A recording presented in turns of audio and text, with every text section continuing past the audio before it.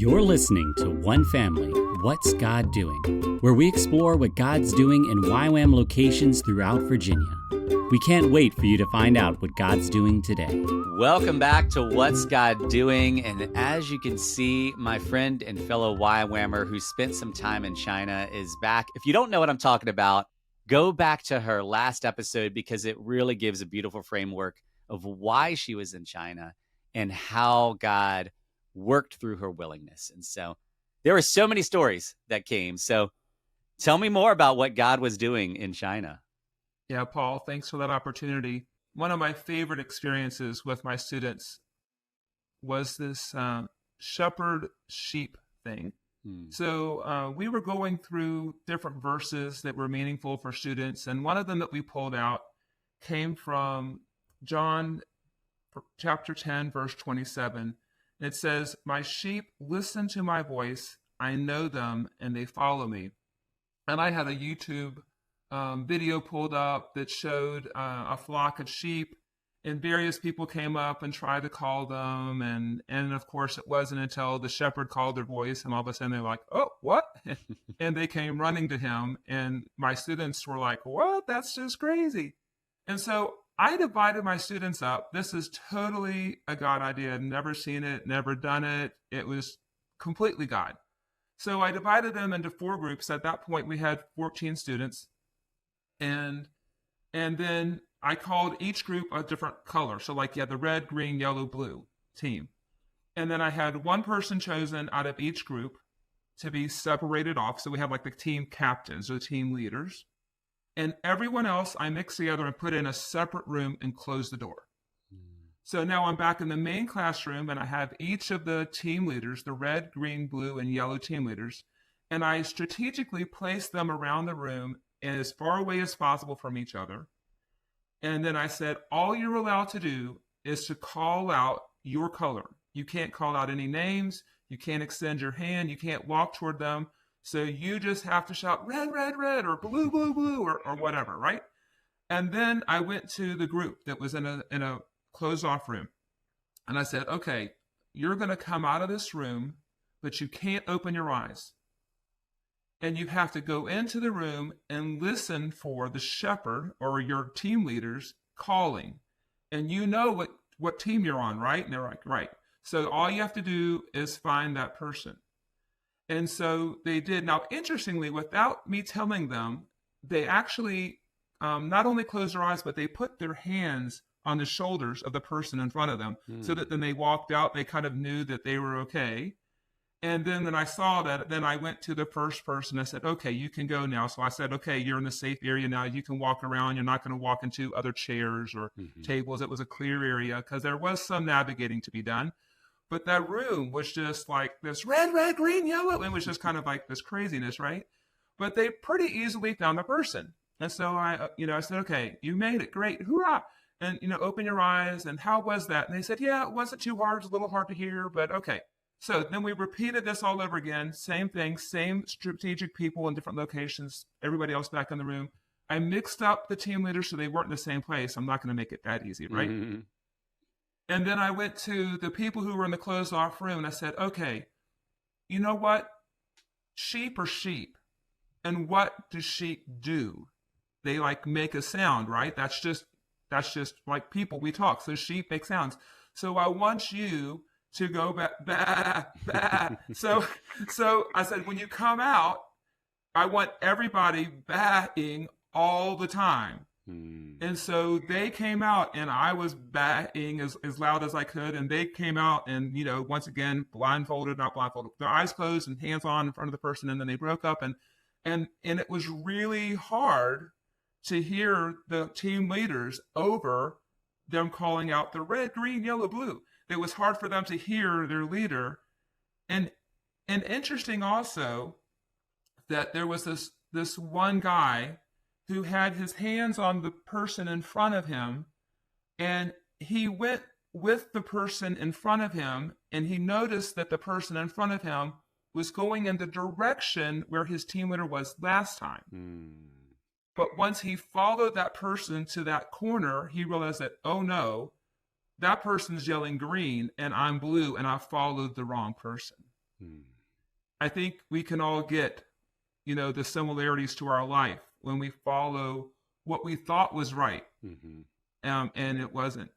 So anyhow, so that experience was over, and I said, "Hey, that's great. Let's celebrate that." And we applauded, and how did that feel? And they're like, "Oh yeah, that was a lot more difficult, but we did it." I'm like, "Yeah." I said, "Okay, so now one more thing."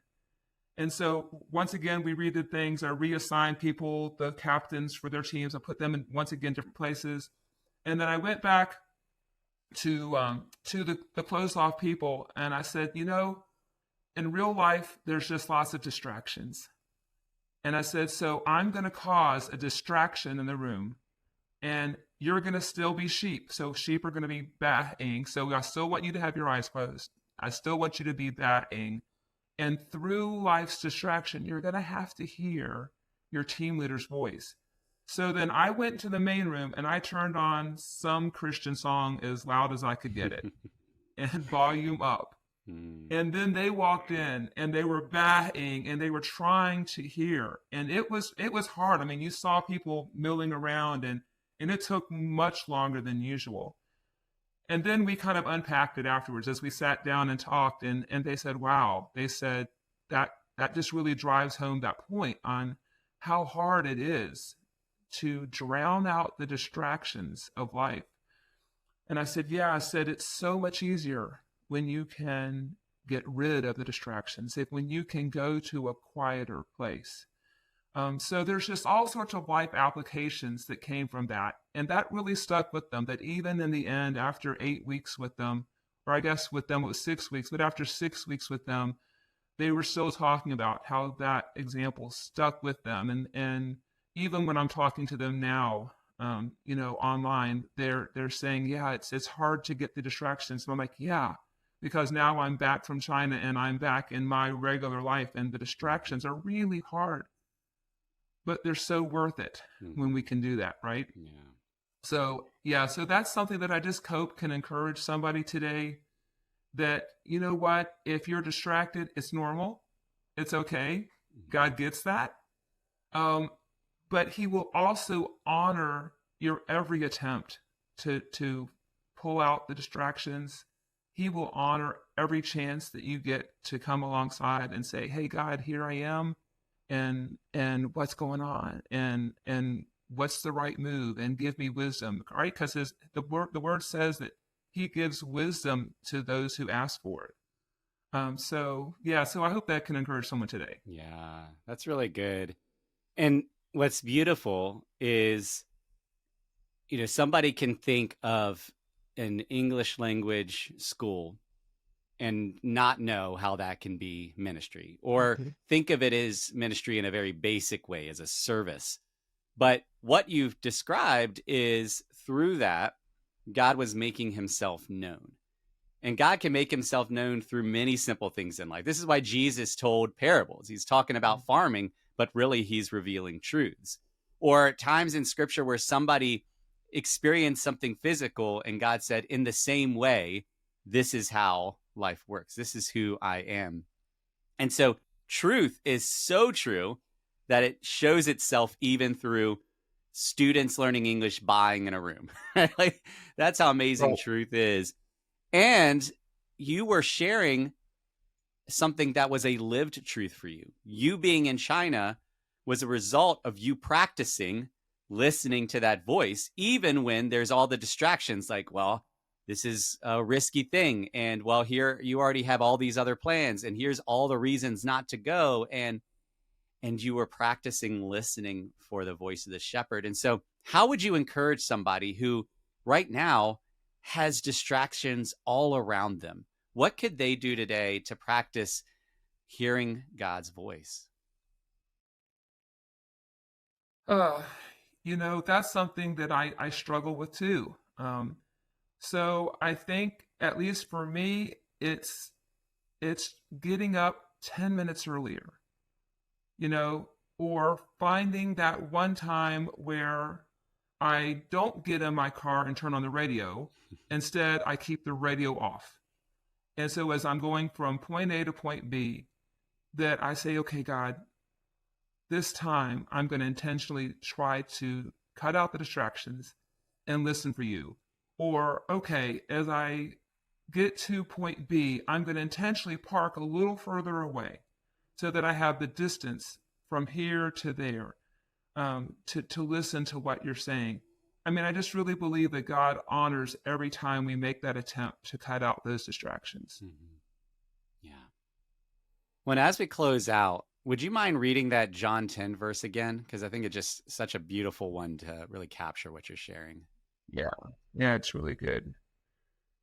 So it says, my sheep listen to my voice. I know them, and they follow me. I love that he says, I know them. Mm-hmm. I know how to speak to them. I know their language. Can literally be their language, but I'm talking about their heart language. Like, I know where they are. I know what they're going through. He says, I know them, and they follow me, because we're just really designed, our DNA that he created, we're designed to know that voice. Just like the sheep in the pasture that are being called, they know that voice. They've been, created to follow that one voice that has nurtured them all along, that has fed them all along, that has been with them all along. And I really think that we're created to want to hear and to want to follow that voice. So I'll just read it once more since I've kind of walked all over it. It says, my sheep listen to my voice. I know them, and they follow me. Yeah, so good. Well, thank you again for sharing, but also for listening to God's voice and responding, which led you to China, which allowed you to discover other sheep that are in the same flock as you. And you noted it, you are all still connected in some beautiful ways, and God is still working. So thank you for your willingness and all that. Yeah, my pleasure. And thank all of you for listening and for journeying with us as we together as one family explore what it means to know God and make him known. Thank you so much for joining us for this episode of One Family, What's God Doing? If you'd like to learn more about what God's doing in Virginia, visit us at YWAMva.org and join us next week for more stories of God at work. All one family.